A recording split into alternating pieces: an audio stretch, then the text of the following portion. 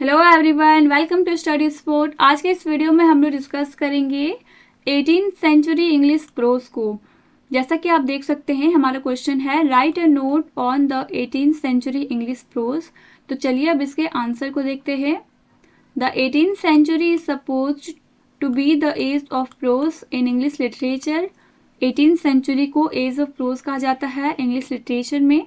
As the growth of prose during this age was more than the growth of other literary genre like drama and poetry। 18th century में जो pros था उसका बहुत ही ज़्यादा growth हुआ था, पर ड्रामा और पोइट्री ये सब उतने प्रसिद्ध नहीं थे। The great poet and critic Matthew Arnold call it a century of prose. जो महान कवि और क्रिटिक हैं मैथ्यू अर्नोल्ड, उन्होंने 18th सेंचुरी को सेंचुरी ऑफ प्रोज कहा है। The 18th century produced a number of prose writers of high quality, including Addison, Steele, Defoe and Johnson etc. 18th century में बहुत सारे प्रोज राइटर्स उभर कर सामने आए जिन्होंने बहुत ही उच्च क्वालिटी में अपने वर्क को लिखा था, जिनमें से शामिल है Joseph Addison, Richard Steele, Daniel Defoe और Samuel Johnson etc. The periodical essay was a peculiar product of 18th century prose published in the magazine with a view to bringing social change and awareness। जो पेरिडिकल एसे था वो बहुत ही popular हुआ था 18th century में, और इसे पेक्यूलियर प्रोडक्ट कहा जाता है। मतलब कि ये एक बहुत ही अजीबोगरीब प्रोडक्ट था 18th सेंचुरी का, जो कि पब्लिश हुआ करता था मैगजीन में। इसे इसलिए पब्लिश किया जाता था क्योंकि ऑथर्स चाहते थे समाज में एक सोशल चेंज लाना, अवेयरनेस लाना।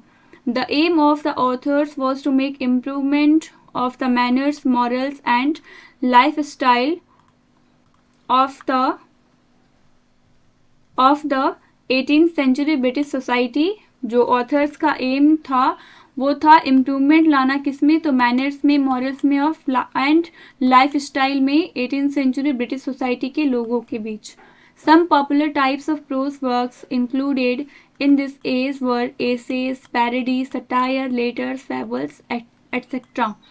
ये जो पांचों फॉर्म्स हैं प्रोज के, ये सारे बहुत ही पॉपुलर फॉर्म थे उस टाइम 18th सेंचुरी के प्रोज लिटरेचर की दुनिया में। The social, political, religious and economic condition of English society during 18th century was not balanced। जो सामाजिक, राजनीतिक, धार्मिक और आर्थिक स्थिति था इंग्लिश सोसाइटी का 18th सेंचुरी के दौरान, वो बैलेंस नहीं था। रिक्वायर्ड अ ग्रेट रिफॉर्मेशन, एक बहुत ही बड़ी सुधार की ज़रूरत थी 18th सेंचुरी में। During the first half of the 18th century England was uncivilised in many respects. जो फर्स्ट हाफ 18th सेंचुरी था उस टाइम में जो इंग्लैंड था वो अनसिविलाइज था बहुत सारे पहलुओं में। It was the age of immorality and corruption. ये जो एज था 18th सेंचुरी वो था इमोरलिटी और करप्शन का age. It was an age of conversation, fashion, costume, colour and gossip. 18th century को age of conversation, fashion, costume, colour and gossip कहा जाता है। The English society was artificial in those days. English society जो था 18th century में वो artificial था। Drinking, gambling, scandalising etcetera were more important than occupation during the 18th century. जो drinking था, शराब पीते थे 18th सेंचुरी इंग्लिश सोसाइटी के पीपल। गैम्बलिंग मतलब कि जुआ खेलना, स्कैंडलाइजिंग, ये सब को ये जो 18th सेंचुरी ब्रिटिश सोसाइटी के पीपल थे वो लोग अपने ऑक्यूपेशन से ज़्यादा ध्यान देते थे इन सब बेकार की चीज़ों में। For this reason authors aim to reform the society through literature. और इन्हीं सब कारणों के कारण जो ऑथर्स थे 18th सेंचुरी के, उन्होंने डिसाइड किया कि उन्हें इम्प्रूवमेंट लाना है सोसाइटी में अपने लिटरेचर के द्वारा। The periodical essay became much popular with the rise of middle class people as it was concerned mainly with the morals and manners of society। जो पैरिडिकल एसे था वो बहुत ही पॉपुलर हुआ था किस टाइम पे? जब मिडिल क्लास पीपल राइज हो रहे थे 18th सेंचुरी के स्टार्टिंग में ही मिडिल क्लास पीपल जो थे वो राइज हो रहे थे, और इसी टाइम में पैरिडिकल एसे था वो भी बहुत ही ज़्यादा पॉपुलर हो रहा था।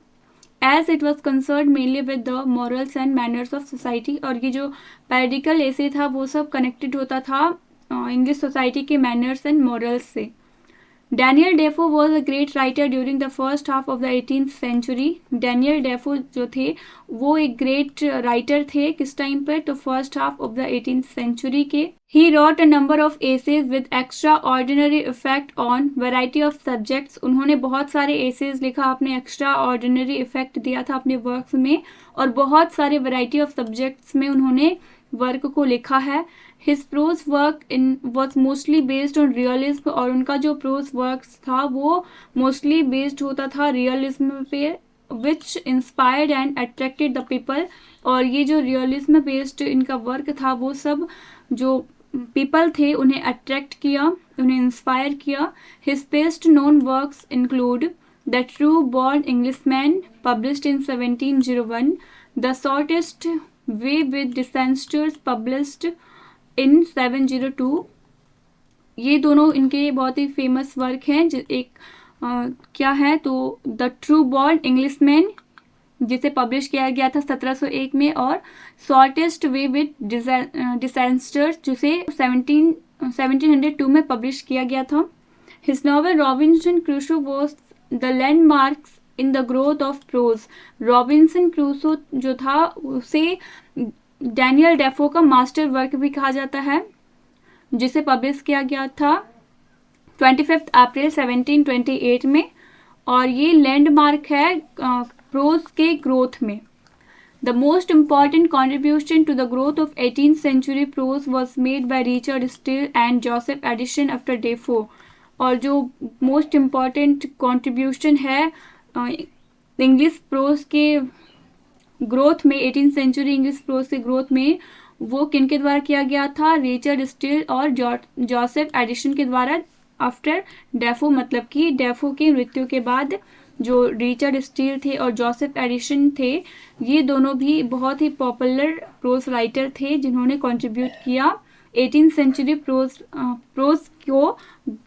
के ग्रोथ में। Richard Steele was a moralist. Richard Steele जो थे वो एक मोरलिस्ट थे। He occupied a great place in the field of literature due to his essays. और रिचर्ड स्टील अपने एसेज के लिए जाने जाते हैं, उनके एसेज के लिए उन्हें इंग्लिश लिटरेचर में एक ग्रेट प्लेस दिया जाता है। Some of his popular essays include the Tatler published in 709। The Tatler जो है वो रिचर्ड स्टील का बहुत ही पॉपुलर वर्क है जिसे पब्लिश किया गया था 1709 में।